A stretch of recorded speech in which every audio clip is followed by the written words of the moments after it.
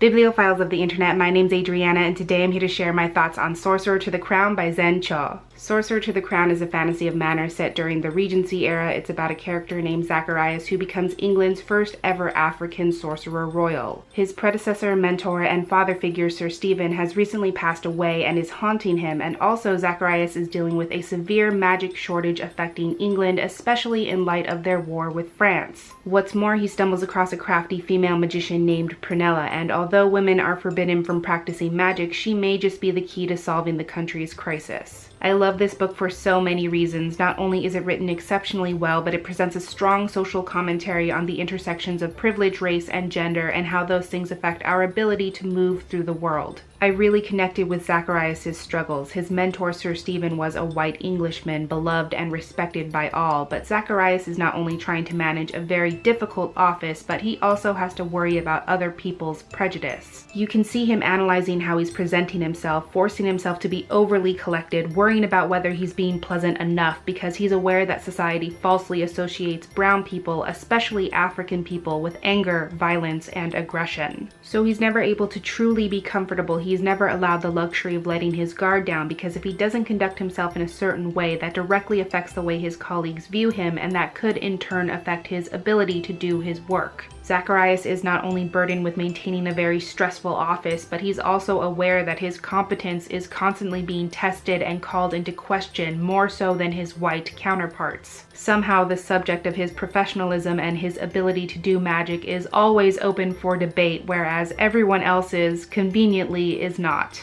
I also really appreciate that the story addresses the uselessness of white guilt and the extra burden that it places on people of color. Both Zacharias' mother and father figures are white. Most of his colleagues and superiors are white, so naturally he does maintain a lot of personal relationships with people who have more privilege than him. And he's extremely conscious of not letting them see the aggressions and the ugliness that he has to deal with, because he knows that if he lets them into that part of his day-to-day, their immediate reaction is going to be a very strong mixture of pity and guilt. And then he would have to waste his time and energy reassuring them, making sure their feelings aren't hurt, on top of still dealing with problems and pain that they will never understand anyway. But I like that Zacharias has so many complicated and messy relationships in his life, because he does love Sir Stephen as a father, and he is grateful for the opportunities that Sir Stephen's position has afforded him. But love and admiration cannot account for the barriers that will always be between them, because Sir Stephen, even in death sometimes, maintains more power and more privilege. Through that lens, the story comments on the white savior complex, because Sir Stephen bought Zacharias out of slavery, essentially became his father, and educated him about magic, but at the same time, that wounded Zacharias. He knows he was only chosen and saved because he had something to offer, because he proved to be of value, and because he was chosen to show that all African people can do magic. But part of him will always resent that none of his other enslaved loved ones were saved, because they weren't valuable enough.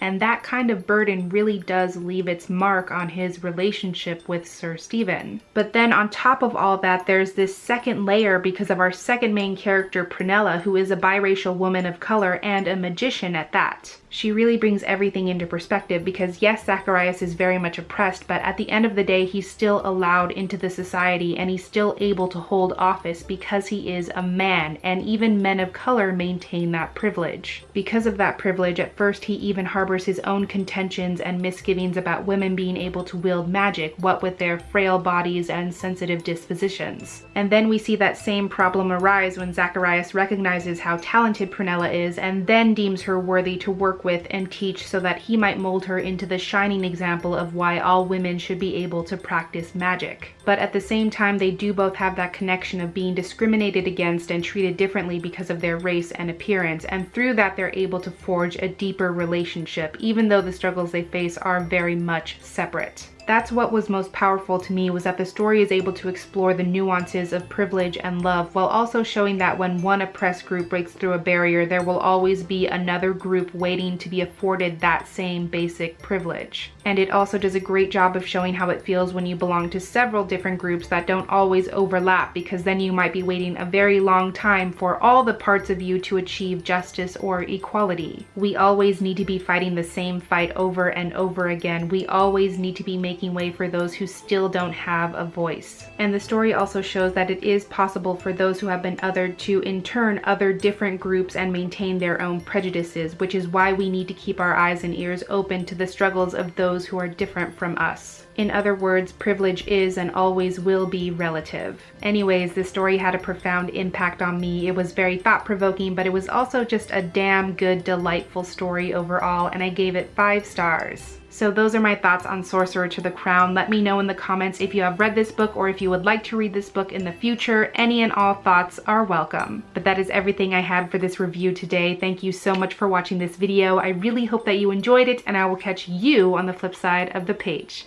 Bye.